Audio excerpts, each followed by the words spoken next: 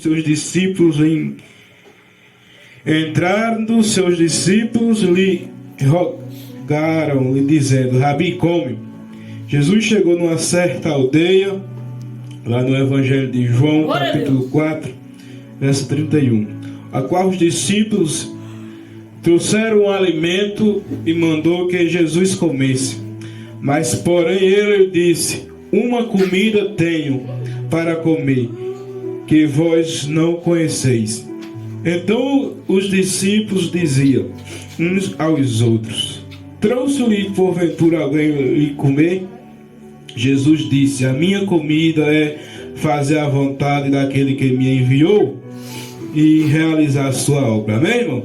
Então Jesus chegando numa certa localidade, ensinando, pregando, a Bíblia diz que alguém trouxe comida para ele comer.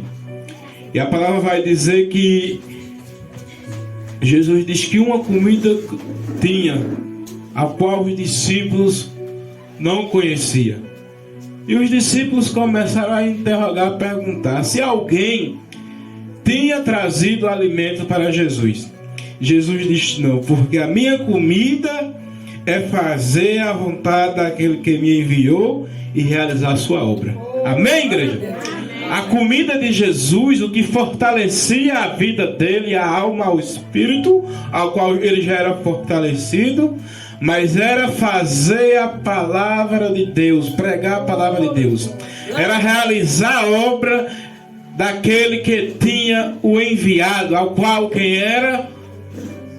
Jesus, a qual era o Deus, a qual era o Pai. Amém?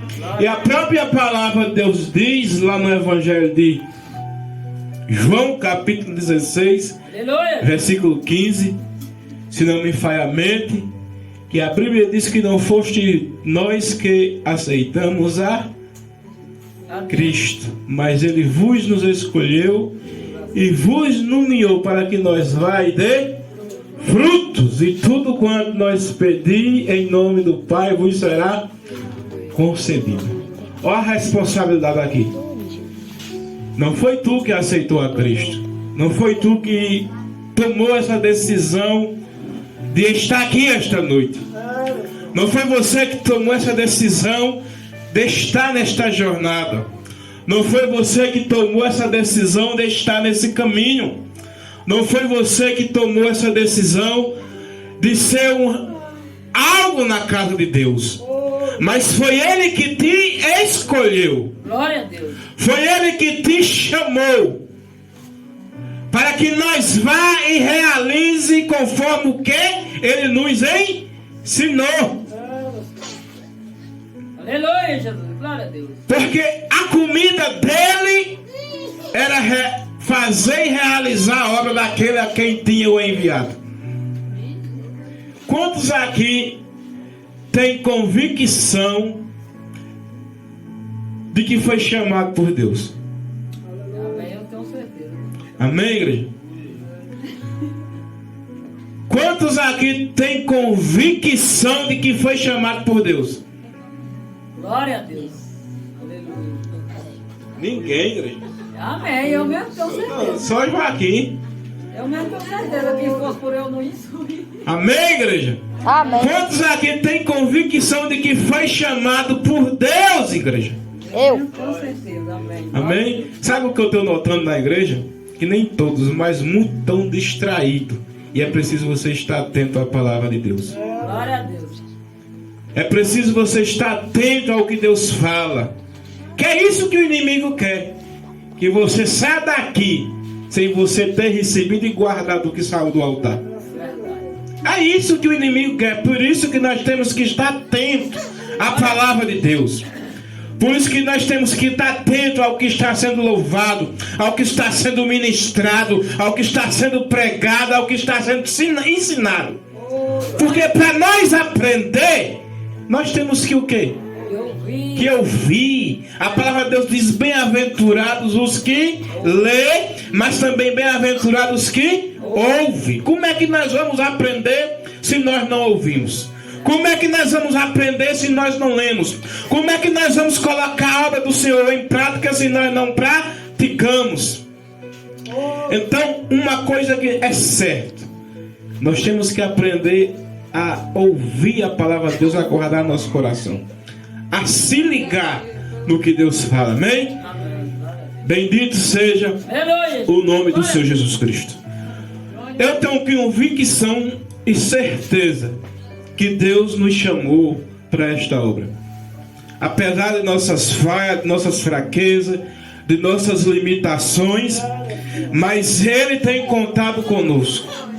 Porque a Bíblia diz que não fomos nós que aceitamos a Ele, mas foi Ele que nos chamou e nos escolheu para que nós vá e dê fruto, e tudo quanto nós pedimos em nome do Pai vos seja concedido. Glória. E Jesus respondeu aos discípulos: a minha comida é fazer a vontade daquele que me enviou e realizar sua obra em nome de Jesus. A comida de Jesus era fazer a vontade daquele que o enviou e realizar sua obra. É esse o desejo que tem que ter no nosso coração.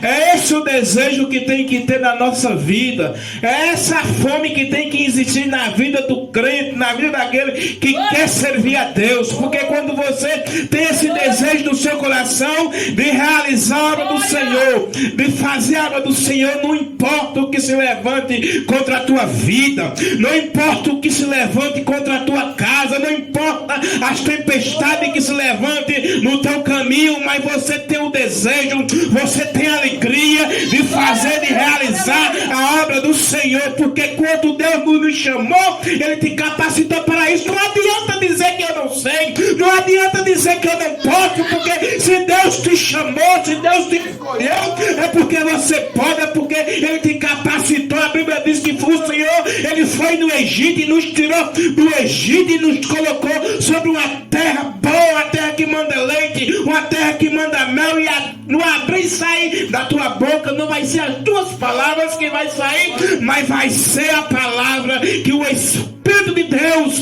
quer falar ao meu, ao teu coração, em nome de Jesus. Nós temos que deixar a dúvida de lado, nós temos que deixar o medo de lado, nós temos que acreditar e crer que Ele nos chamou, que Ele te chamou e que Ele está contigo, em nome de Jesus.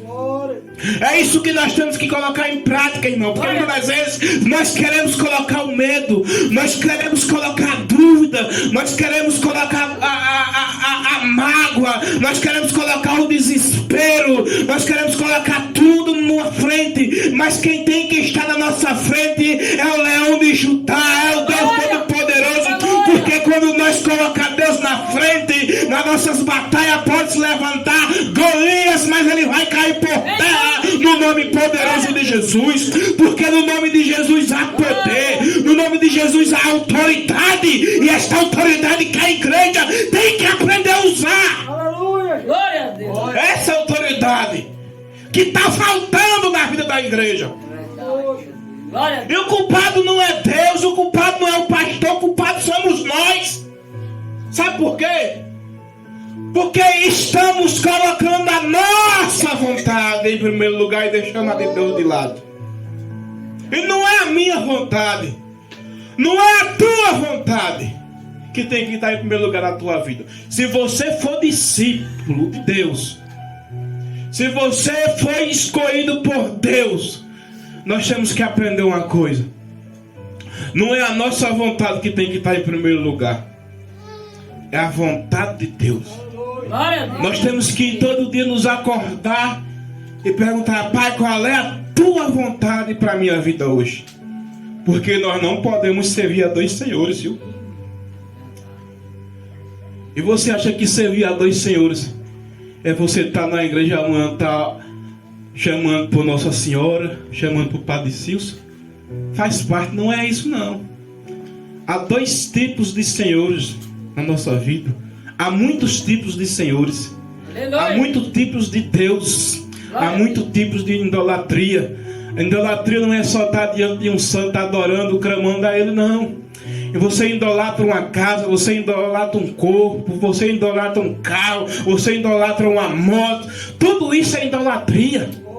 Deus tem que estar em primeiro lugar nas nossas vidas, irmão. Se não for estudar o que é idolatria, muitas e muitas coisas. Não é só estar diante